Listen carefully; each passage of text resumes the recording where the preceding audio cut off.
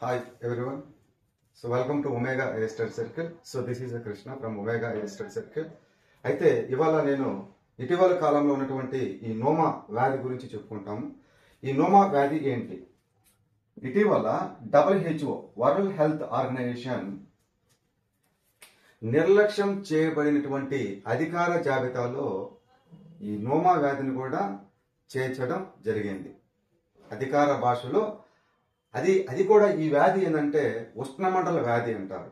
ఈ ఉష్ణమండల వ్యాధిని ఉష్ణమండలం అంటే ట్రాపికల్ రీజియన్, మన గ్లోబల్లో ట్రాపికల్ రీజియన్ తెలుసు కదా, ఒక లైన్ ఉంటుంది. ఆ ప్రాంతంలో పుట్టినటువంటి వ్యాధి అనమాట ఉష్ణమండల వ్యాధి అంటారు, లేకపోతే ట్రాపికల్ డిసీజ్ అంటాం. అయితే ఈ వ్యాధి ఏంటి? ఈ వ్యాధి ఏంటంటే ముఖము మరియు నోరు యొక్క వ్యాధి అంటారు. దీన్ని ముఖము లేదా నోరు యొక్క వ్యాధి అంటాం. దీనిని క్యాన్కరనస్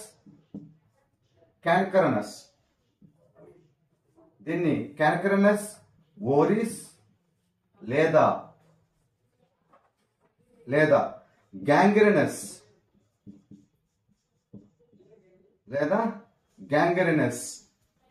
సో వ్యాధి కూడా అనొచ్చు అనమాట. సో క్యాంకరనస్ ఓరిస్ లేదా గ్యాంగ్రెనస్, ఓకేనా, సో అని వ్యాధి కూడా అని పిలవడం జరుగుతుంది. అయితే ఇక్కడ ఇది ఏంటంటే ఇక్కడ మామూలుగా 2 మరియు 6 సంవత్సరాల మధ్య వయస్కులు గల చిన్న పిల్లలకి ఈ వ్యాధి రావడం జరుగుతుంది. అదేవిధంగా పెద్ద వయస్కులలో, అదేవిధంగా HIV సోకిన వ్యక్తులు కానీ, ఓకేనా, అదేవిధంగా లుకేమియా వ్యాధితో బాధపడుతున్నటువంటి వ్యాధి నిరోధక శక్తి లేనటువంటి పెద్దలలో కూడా ఈ వ్యాధి రావడం జరుగుతుంది. చిన్నపిల్లల్లో 2 నుంచి 6 సంవత్సరాల మధ్య, అదేవిధంగా పెద్ద వయస్కులు అయినటువంటి HIV సోకిన వ్యాధిగ్రస్తులు, అదేవిధంగా ఈ లుకేమియా వ్యాధితో బాధపడుతున్నటువంటి ఈ పెద్దలలో కూడా ఈ వ్యాధి రావడం జరుగుతుంది. అయితే ఈ వ్యాధి ఎక్కడి నుంచి ప్రారంభమవుతుందంటే, సో మన నోటు చూసారా, చిగుర్లు ఉంటాయి, నోటు చిగుర్లు అంటాం. ఈ నోటు చిగుర్లలో ఉన్నటువంటి మృదు కణజాలం ఉబ్బెత్తుగా లేయడం జరుగుతుంది. అదేవిధంగా పుండ్లు రావడంతోనే ఈ వ్యాధి ప్రారంభమవడం జరుగుతుంది.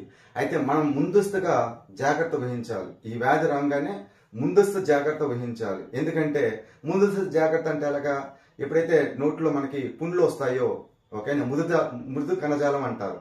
ఇక్కడ ఇది నోటి మృదు కణజాలం, చిగుర్లలో మృదు కణజాలం ఉంటుంది. ఈ మృదు కణజాలంలో ఉబ్బెత్తుగా లేయడం కానీ, అదేవిధంగా పుండ్లు రావడం జరుగుతుంది. సో ఈ వ్యాధి అదన్నమాట. అదేవిధంగా అయితే ఈ వ్యాధి మొట్టమొదటికి ఎక్కడ సోకిందంటే ఆఫ్రికా ఖండంలో అయినటువంటి సహారన్ దేశాలు ఉంటాయి. సహారన్ అంటే అక్కడ ఒక ఎడారి ప్రాంతం ఉంటుంది. ఈ సహారా ఎడారి ప్రాంతంలో ఉన్నటువంటి దేశాల్లోని ప్రజలకు రావడం జరిగింది. అది దట్టు చిన్న పిల్లలకి మరియు ఈ HIV సోకిన వ్యాధిగ్రస్తులకి, అదే లుకేమియా వ్యాధితో బాధపడుతున్న వ్యక్తులకు రావడం జరిగింది.